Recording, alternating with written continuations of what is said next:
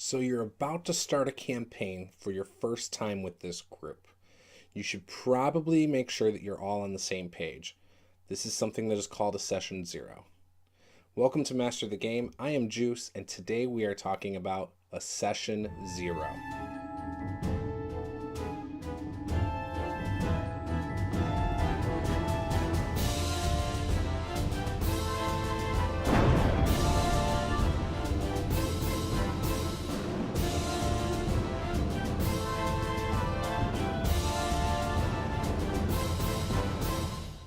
If you would like to support the channel, you can head on over to our Patreon, follow us on Twitch, Twitter, Instagram, or join the Discord server. Check out the clickable links in the description below. Real quick, I just want to give a quick shout out to the software D&D Beyond. If you're playing D&D and you're not using D&D Beyond, you are missing out. So head on over to D&D Beyond. You'll just need a Twitch account to get started. And check it out. See what they have to offer. I guarantee you it will improve your gaming experience beyond your wildest dreams. If this is your first time here, I hope you will think about smashing the subscribe button. And if you like this video, please leave a like. And if there's anything that comes up during the video that you want to discuss, leave a comment below. Let's get started.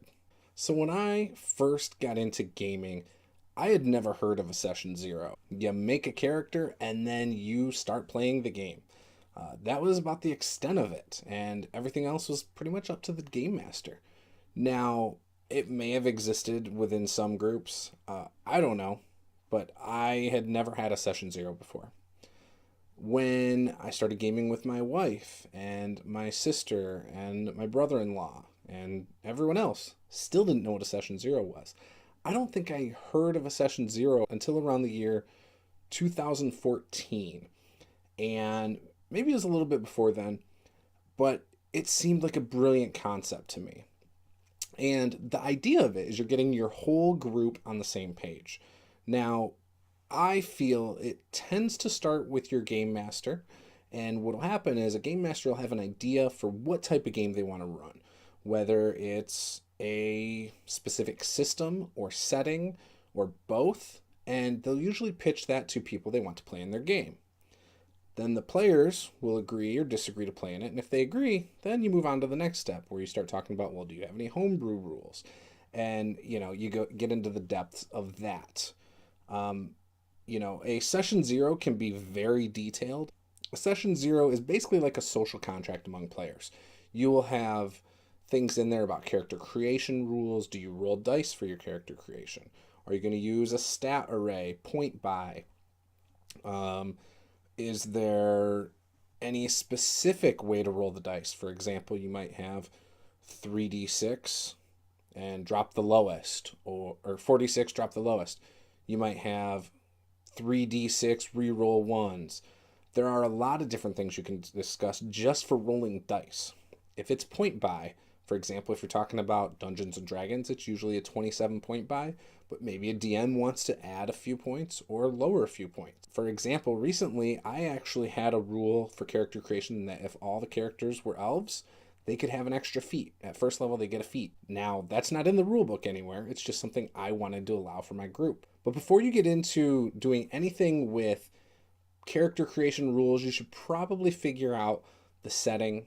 You should probably figure out a play style that you guys are all comfortable with. Some people might be more into beer and pretzels gaming, and other people might be more into a serious tone with very little out of character banter. Some people might be okay with snacks at the table, others might not.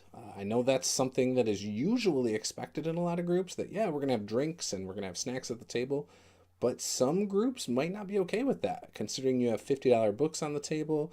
You might have terrain that's custom, and you may even have some very expensive computers, tablets, and other things there. So again, don't just assume that these things are okay. These are things that should definitely be discussed in a session zero.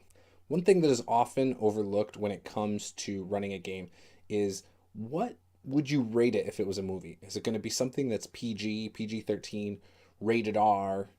All of these things matter, and some players may be more comfortable with some of it than others. So you got to really think about that. If it is rated R, where are you pushing the envelope? Is it going to be overly sexualized, or maybe very graphic violence? Or are you going to touch on things like rape? Or maybe you have someone in your group who's a little bit younger, and so you need to cater to the parents of that child. So say you have like a 14-year-old at your table, and that's because their parents play with you.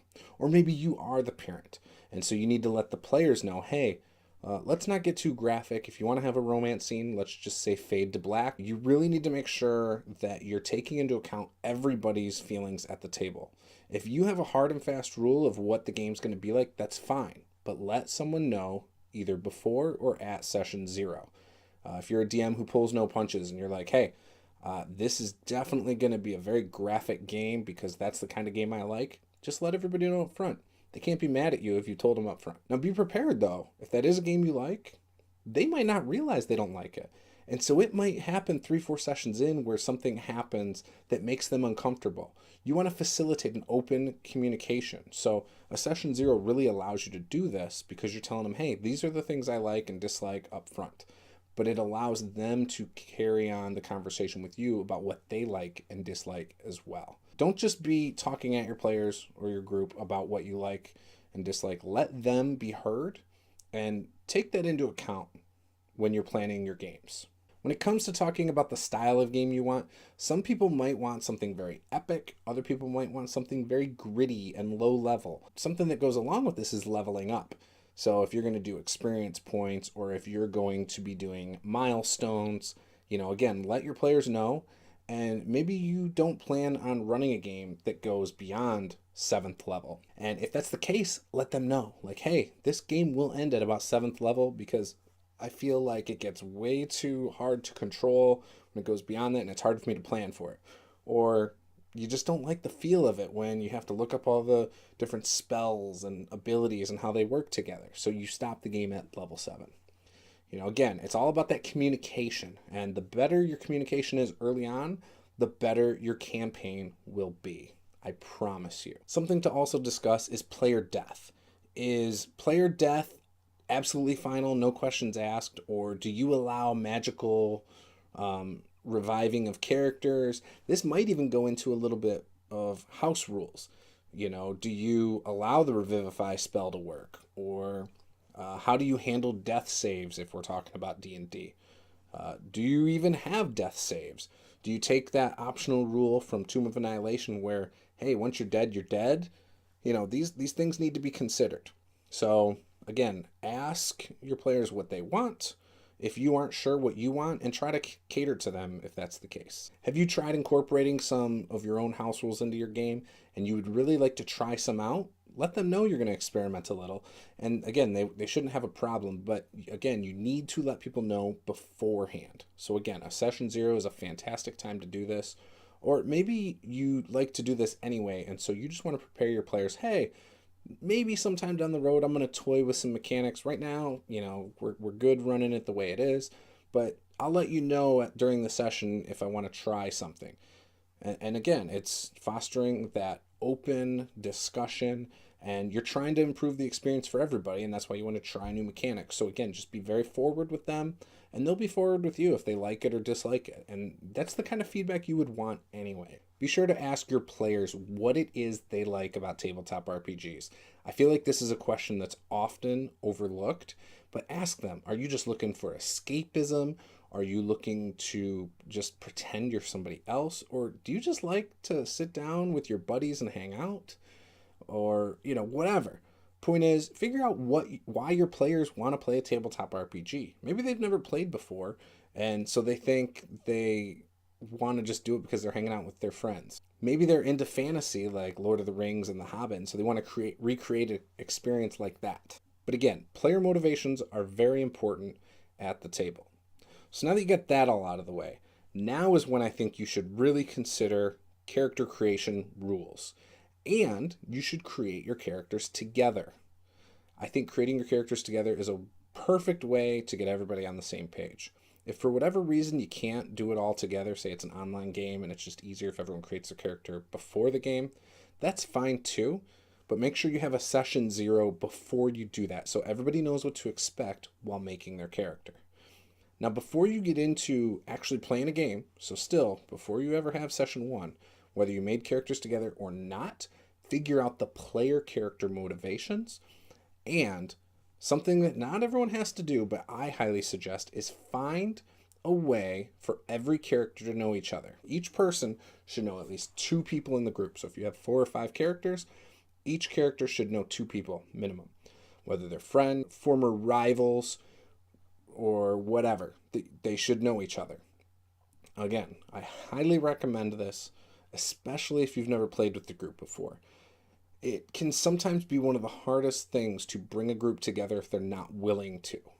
So unless you really have a strong story that can tie them together, if their motivations are different in character, it will make it very difficult when they don't know each other. I once had a group that decided they didn't want to know each other at the start.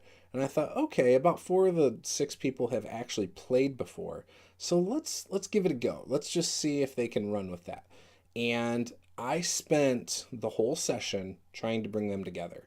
And by doing that, what I mean is I didn't like force them together, but I would have a scenario to start off the game where they were all there and they didn't come together then.